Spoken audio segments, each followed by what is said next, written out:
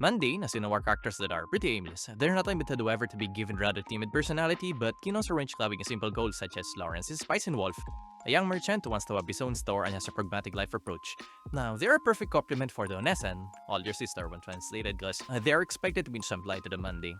Under normal circumstances, they should be out of the picture, but in Japanese, they're a thing, the romantic stuff. Examples of this chemistry are Mitsuha and Take from Your Name, Hollow and Lawrence from Spice and Wolf, Akari and Jiro from More Than a Married Couple But Less Than Lovers.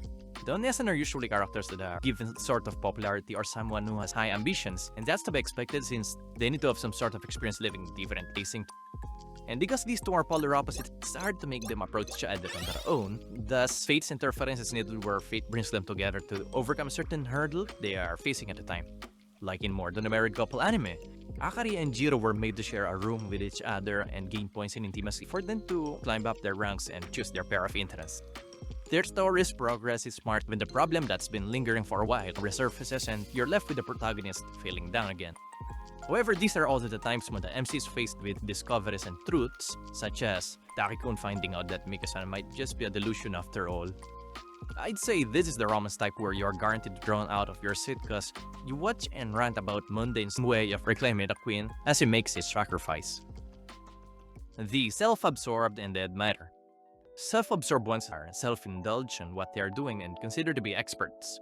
Well, self-experts. Examples are Senko from Dr. Stone, Tome and Megami from Sayaka no, and Maomao Jinshi from Apothecary Diaries. Due to their nature of somewhat having their own worlds, they usually are oblivious to their surroundings that they sometimes already are flirting with the other person, which happens to be the admirer. They can talk for hours if the right topic is served after all. The story usually starts when the self-absorbed incidentally solve the problem of the admirer that's been bugging them for a while, or the admirers used to share the same weirdness but was only forced to blend society for the sake of normalcy. That's why they can't help but to admire and see themselves tagged before long. Unlike the mundane ones who barely float to the passage of life, self-absorbed ones have their sense of purpose so strong that they even forget even the simplest of things like to take care of themselves, leaving these small things to their pair, kind of like their second mother. But what happens if the phenomena starts to see the other sticks by their side as phenomenal too? When Tomoyo of Sayaka no was betrayed by his two friends who he respects so much, he lost his light and at his lowest point. However, all is not lost as Megumi spoke the word of comfort, speaking what made him build the game in the first place, which yes made her an invaluable part of his life too. This is where love starts to blossom as someone who always gives an NTC vibe, no more than a background character. This is age development and sweet treat for the audience. It's like when your crush starts to turn to you and you are there at the right moment. The Relentless and the Ice Queen. Often having a tough exterior from their dark past, the Ice Queen surrounded herself with a barrier, repressed so that no one can take advantage of them ever again. But since the Relentless one doesn't really care about that, this made the Ice Queen open up herself. A good example of this would be Luffy and Boa Hancock from One Piece, Asta and Noel on Black Clover, Tanjiro and Kanao on Demon Slayer. Usually, the Relentless was the one that is brought by fated Ice Queen since Ice Queens too wary to approach anyone. Their fate then takes a turn when the Relentless had enough and starts to knock some sense on her for lumping him together with them. However, to recognize him as just different isn't enough as the Relentless is bound to give you a killer smile. I mean, the final blow that in the end he really does care about her, sealing their potential chemistry. From here on, the Ice Queen always leaves her guard down around him and pretty much the chemistry does its job all the way, with her giving full effort until she gets recognized, which is nice for shonen animes that it's more of an action than romance and it's just a sweet detour. The high morale and the cunning one. The high morale one often is constricted by her upbringing laws, making the others make use of her. This is where the cunning steps in to protect, as it doesn't give a shit, but isn't also the one who's ready to admit his deeds and would do some teasing instead. The high morale one is the type to push herself to the limit while the cunning tries to let loose and widen her horizons. Given the word morale though, doesn't necessarily convert to good principles but rather the values and principles projected onto her by others such as parents or entities she works for most of the time. They're often portrayed as someone who holds a position like a loyal knight that they climb with sheer will and dedication and yet still oblivious to the sad truths that linger.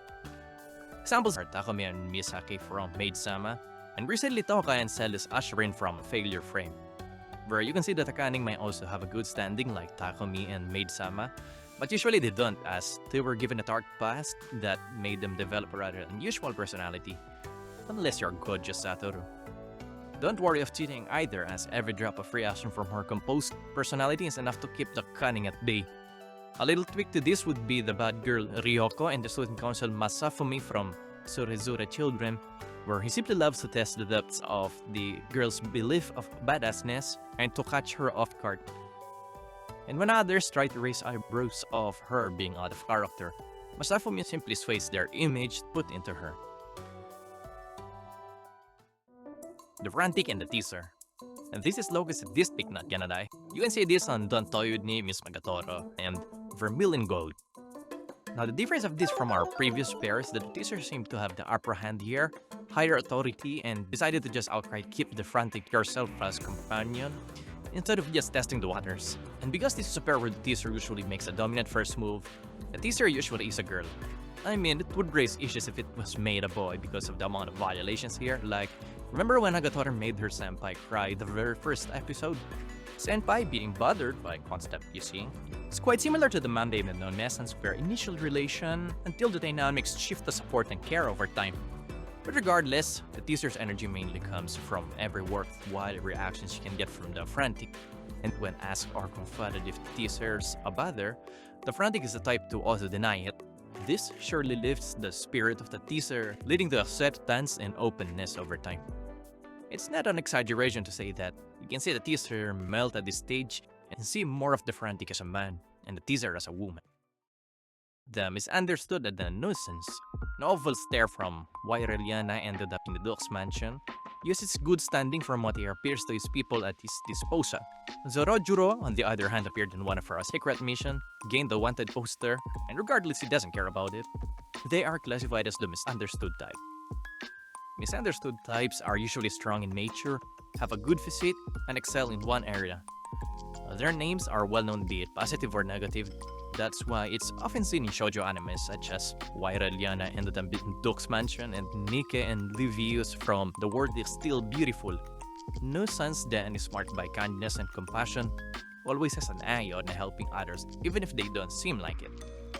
You can think of this as a gender counterpart of Relentless and Ice Queen, as the nuisance is the first one to approach. When Raeliana was in a pinch and she needed to get the side of Noah, she proposed a contract that'll make them avoid even for a moment. The chemistry is at its peak when the beast was wounded, casting the nuisance away, but still the nuisance carries on, contrary to what the misunderstood thinking of her ulterior motive all this time. This makes him a little in debt to her.